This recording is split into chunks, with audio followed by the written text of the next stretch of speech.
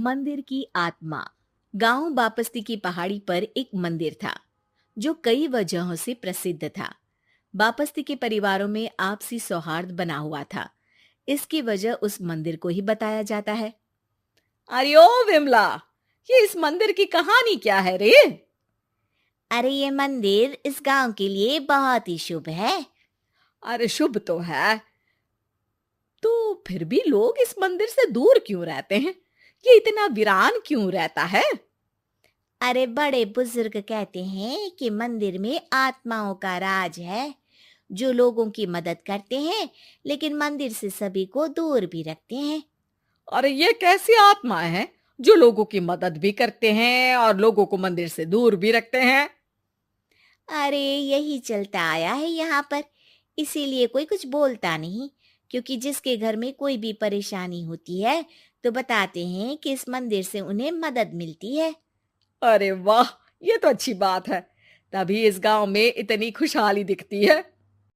तभी बाहर किसी की चीखने चिल्लाने की आवाज आती है। दोनों बाहर निकलती हैं तो देखती हैं कि गांव के एक बुजुर्ग रो रहे हैं क्योंकि शहर से उन्हें कोई बुरी खबर मिली है।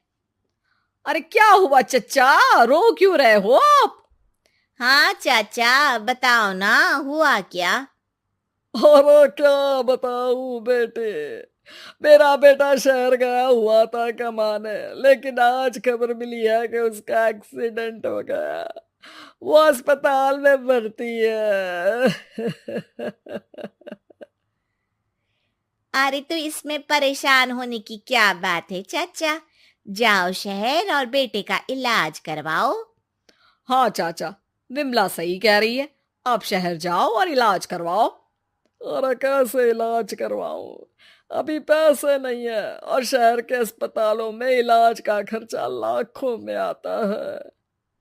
अरे चाचा, भगवान पर भरोसा रखो, कहीं ना कहीं से मदद जरूर मिल जाएगी। बस आज का दिन कैसे भी काट लो। अरे अब तो बेटा थोड़ा समय काटना भी मुश्किल होता जा रहा है। देख कमला, तू ही समझा चाचा को। अरे पैसों का कहीं ना कहीं से इंतजाम तो जरूर हो जाएगा।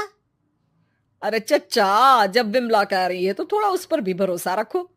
चलो आपको घर छोड़कर आ जाती हूँ।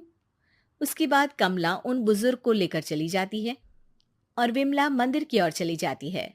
विमला मंदिर की सीढ़ियों पर चढ़ते हुए दूर से नजर आती है। उसके बाद वो आंखों से ओझल हो जाती है। उसी रात उस बुजुर्ग के घर के बाहर एक थैला रखा हुआ मिला। बुजुर्ग उस थैले को देखते ही चौंक पड़ा क्योंकि उसमें 5 लाख रुपए रखे हुए थे। वो बुजुर्ग सुबह दौड़ा दौड़ा गांव के दूसरे बुजुर्गों के पास गया। अरे मंगल भाई सुनो, मेरे घर के बाहर ये पैसों से भरा बैग रखा हुआ मिला है। अरे किसका है ये भाई? अरे भैया, मुझे क्या पता। तभी उधर से कमला और विमला निकलती हैं। अरे बेटा सुन तो, देख ये क्या रखा हुआ था मेरे घर के सामने। कमला और विमला हैरानी से देखती हैं। अरे वाह, देख विमला, तूने कहा था ना कोई मदद जरूर करेगा। अरे भगवान सबकी मदद करते हैं, ये पैसों की मदद भी भगवान ने ही भेजी है। और क्या। अब चच्चा सोच क्या रहे हो, शहर जाओ और बेटे का इलाज करवाओ। ठीक है बेटियों, जो तुम कहो। चलो निकलता हूँ शहर बेटे का इलाज करवाने के लिए। अरे विमला, एक बात तो बता, ये इन्हें मिले तो कैसे मिले पैसे? अरे मैं ना कहती थी कि ये मंदिर सबकी मुसीबतों में मदद भेजता है। अरे वाकई बड़ी पुण्य आत्मा है मंदिर में।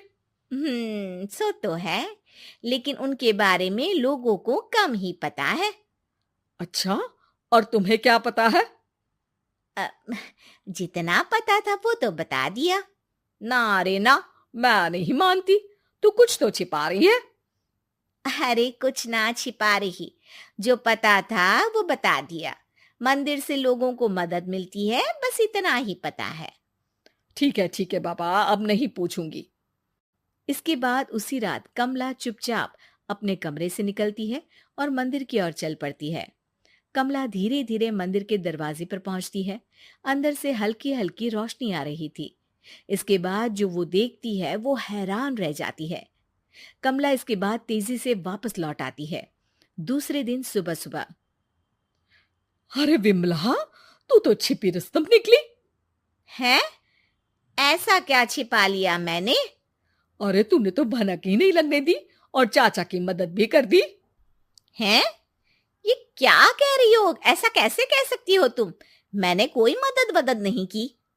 अरे सब पता है मुझे, कल रात मैं गई थी मंदिर। तो क्या देखा? अरे तुम्हारा पति और कुछ लोग वहां दिखे। बोरियों में नोट भरे हुए थे और सभी नोट गिनने में लगे हुए थे। तो तुम्हें क्या लगा? वो क्या कर रहे थे?